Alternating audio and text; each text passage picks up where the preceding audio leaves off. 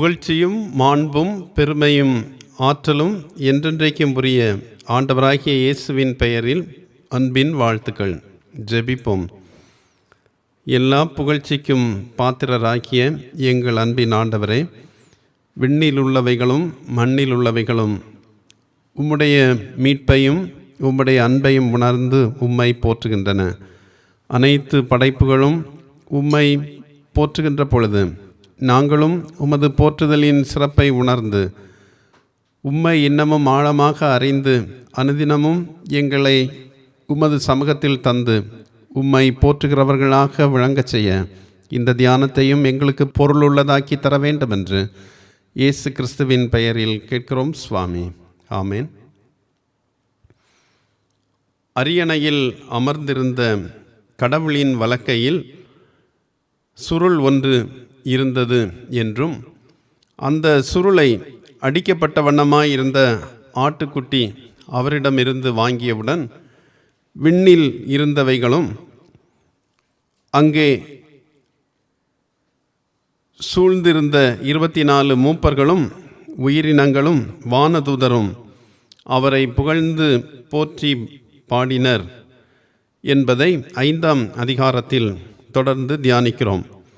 இப்போது அனைத்து உயிரினங்களும் வானத்திலும் பூமியிலும் பூமிக்கு அடியிலும் கடலிலும் உள்ள படைப்புகள் அனைத்தும் தந்தையையும் அவரது குமாரனையும் புகழ்ந்து பாடுகின்றனர் என்று 5ஆம் அதிகாரத்தின் 13ஆம் வசனத்தில் நாம் காண்கின்றோம்.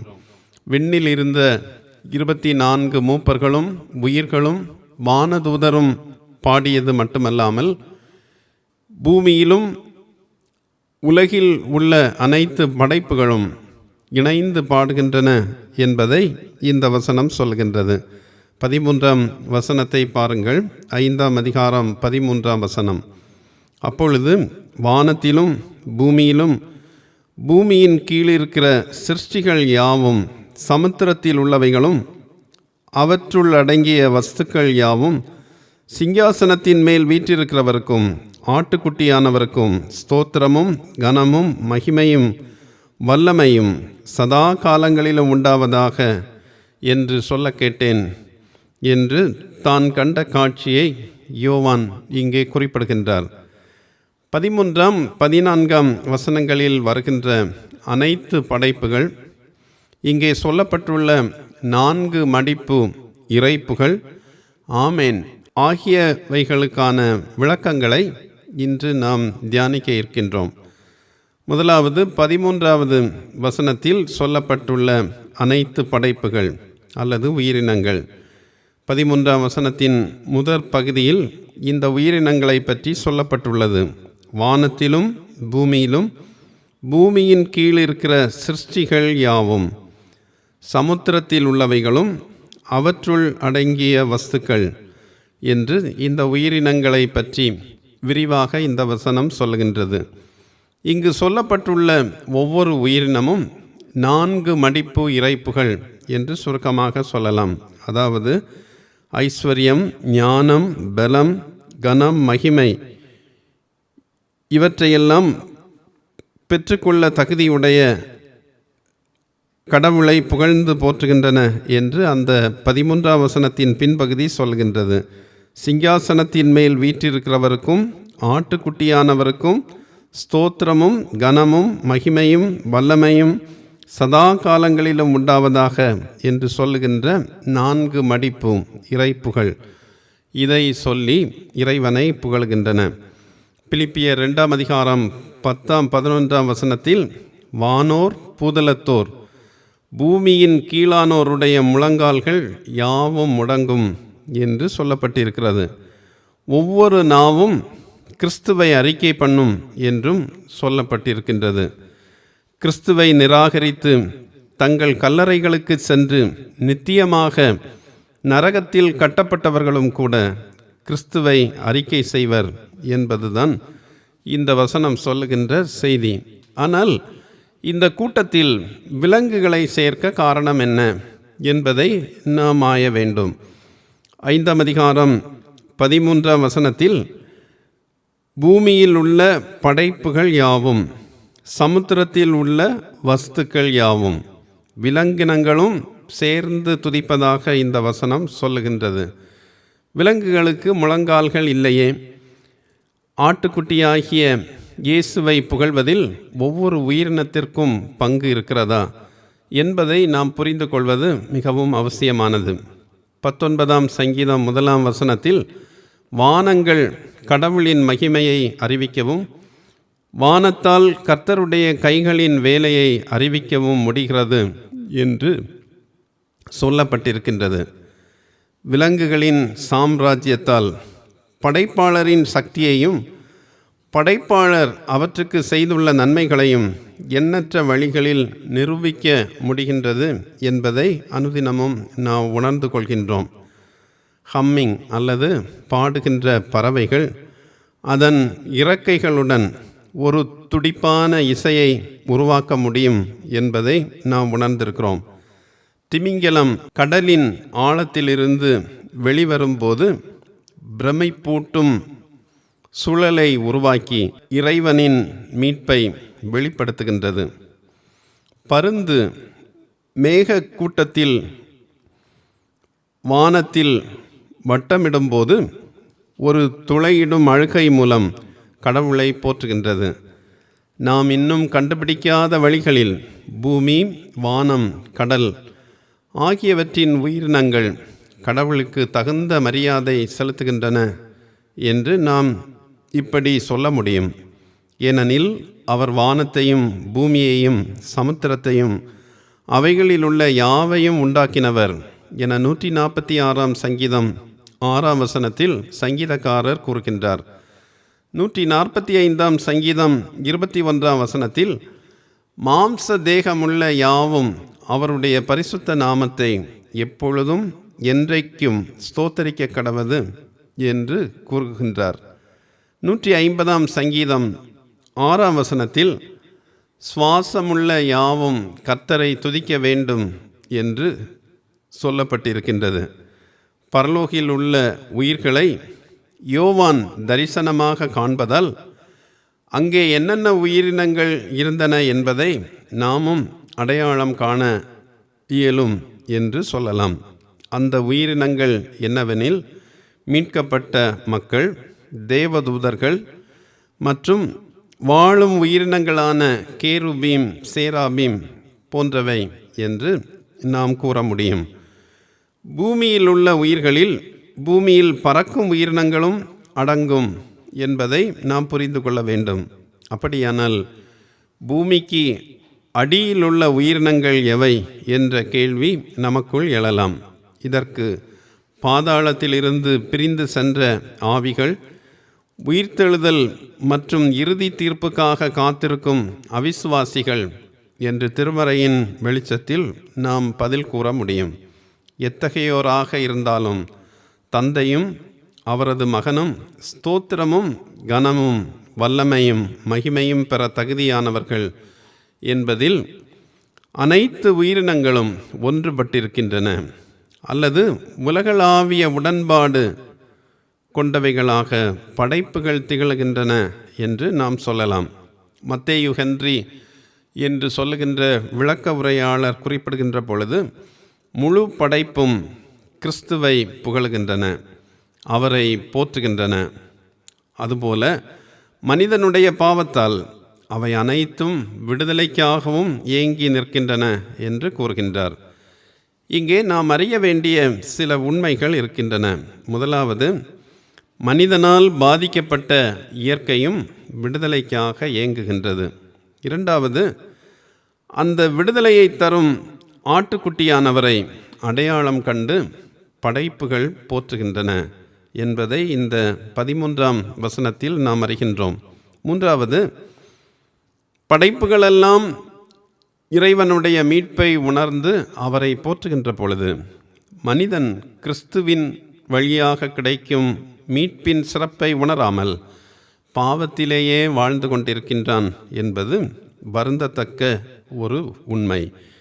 எனவே அனைத்து உயிர்களோடும் மனிதனும் இணைந்து கிறிஸ்துவின் மீட்பின் அன்பை தனி மனிதராக, சமூகமாக, திருச்சபையாக புகழ வேண்டும் என்பதை இந்த வசனத்தின் ஊடாக நாம் அறிந்து கொள்கின்றோம்.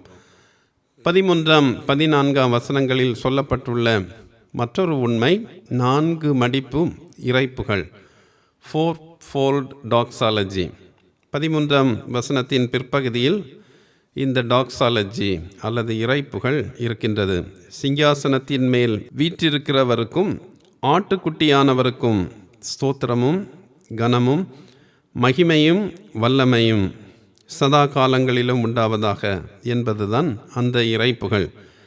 இந்த இறைப்புகளை அனைத்து உயிர்களும் வானதூதரின் புகழிலிருந்து கேட்டு புகழ்கின்றன என்று நாம் கூறலாம். 12 வசனத்தையும் 13 வசனத்தையும் ஒப்பிட்டு பாருங்கள். 12 வசனத்தில் ஆட்டுக்குட்டியானவருக்கு மட்டும் வல்லமையும் ஐஸ்வர்யமும் ஞானமும் பலமும் கனமும் மகிமையும் ஸ்தோத்திரமும் என்று வானதூதர்கள் அவரை போற்றுகின்றன. ஆனால் 13 வசனத்தில் அனைத்து உயிர்களும் சிங்காசனத்தில் வீற்றிருக்கிறவருக்கும் கிறிஸ்துவுக்கும் இணைந்து இந்த இறைப்புகளை கொடுக்கின்றன. ஏன் என்று நாம் இதனை புரிந்து கொள்வது அவசியமானது. கடவுள் எல்லா உயிரினங்களின் மீதும் ஆளுகை செய்கின்றவர். ஆதியாகமம் 1 அதிகாரம் 26 வசனத்தில் அவர் மனிதனுக்கு உயிர்களின் மீது அதிகாரம் கொடுத்தார் என்று நாம் அந்த வசனத்தில் படிக்கிறோம். ஆதியாகமம் 1 அதிகாரம் 26 வசனத்தை பாருங்கள். பின்பு தேவன் நமது சாயலாகவும் நமது ரூபத்தின்படியேயும் மனுஷனை உண்டாக்குவோமாக, அவர்கள் சமுத்திரத்தின் மச்சங்களையும் ஆகாயத்து பறவைகளையும் மிருக ஜீவன்களையும் பூமி அனைத்தையும் பூமியின் மேல் ஊறும் சகல பிராணிகளையும் ஆளக்கடவர்கள் என்று இங்கே அதிகாரம் கொடுக்கிறார். 8 சங்கீதம் 6 வசனத்தில் இதனை சங்கீதக்காரர் குறிப்பிடுகின்ற பொழுது, நீர் அவனுக்கு ஆளுகை தந்து சகலத்தையும் அவனுடைய பாதங்களுக்கு கீழ்ப்படுத்தினீர் என்று தெளிவாக குறிப்பிடுகின்றார். ஆனால் இப்படி ஆளுகை பெற்ற ஆதாம் பாவம் செய்து தனது ஆளுகையை இழந்த பொழுது அவனது ஆளுகையை சாத்தான் எடுத்துக்கொள்கின்றான். இதன் விளைவாக அனைத்து படைப்புகளும் ஆதாமுடன் வீழ்ச்சி அடைகின்றன என்பதை திருமறையில் நாம் படிக்கிறோம். நிலம் சபிக்கப்பட்டது. ஆதாம் வலிமிகுந்த பிரசவத்தின் மூலம் நிலத்தின் கனியை உண்ண வேண்டும் என்கின்ற நிலைக்கு தள்ளப்பட்டான். இதனால் முழு படைப்பும் பிரசவ வலியால் புலம்புகிறது என ரோமர் 8 அதிகாரம் 22 வசனத்தில் பவுல் கூறுகின்றார். எனினும் இப்போது அடிக்கப்பட்ட ஆட்டுக்குட்டி மீது உயிரினங்களுக்கு நம்பிக்கை ஏற்பட்டுள்ளது. ரோமர் 8 அதிகாரம் 18 முதல் 21 வரை உள்ள வசனங்களில் படைப்பு அழிவின் அடிமைத்தனத்திலிருந்து விடுவிக்கப்பட்டு கடவுளின் பிள்ளைகள் என்ற மகிழ்ச்சியான நிலையை அடைவோம் என்று மிகுந்த நம்பிக்கையுடன் காத்திருப்பதாக பவுல் விளக்கமாக கூறுகின்றார். படைப்புகளெல்லாம் ஆண்டவருடைய நாளுக்காக காத்திருப்பது போல மனிதராகிய நாமும் காத்திருக்க வேண்டும் என 2 பேதுரு 3 அதிகாரம் 10 முதல் 13 வரை உள்ள வசனங்களில் பேதுரு மனிதராகிய நம்மை அழைக்கின்றார். அந்த வசனங்களில் மிக முக்கியமானவற்றை நான் வாசிக்கின்றேன். 2 பேதுரு 3 அதிகாரம் 10, 11, 12 ஆகிய வசனங்கள். கர்த்தருடைய நாள் இரவிலே திருடன் வருகிற விதமாய் வரும். அப்பொழுது வானங்கள் மடமடவென்று அகன்று போம், பூதங்கள் வெந்து உருகிப்போம், பூமியும் அதிலுள்ள கிரியைகளும் எரிந்து அழிந்து போம். இப்படி இவைகளெல்லாம் அழிந்து போகிறதா இருக்கிறபடியால் நீங்கள் எப்படிப்பட்ட பரிசுத்த நடக்கையும் தேவ பக்தியும் உள்ளவர்களாய் இருக்க வேண்டும். தேவனுடைய நாள் சீக்கிரமாய் வரும்படிக்கு மிகுந்த ஆவலோடே காத்திருங்கள். அவருடைய வாக்குத்தத்தத்தின்படியே நீதி வாசமாயிருக்கும், புதிய வானங்களும் புதிய பூமியும் உண்டாகும் என்று காத்திருக்கிறோம்.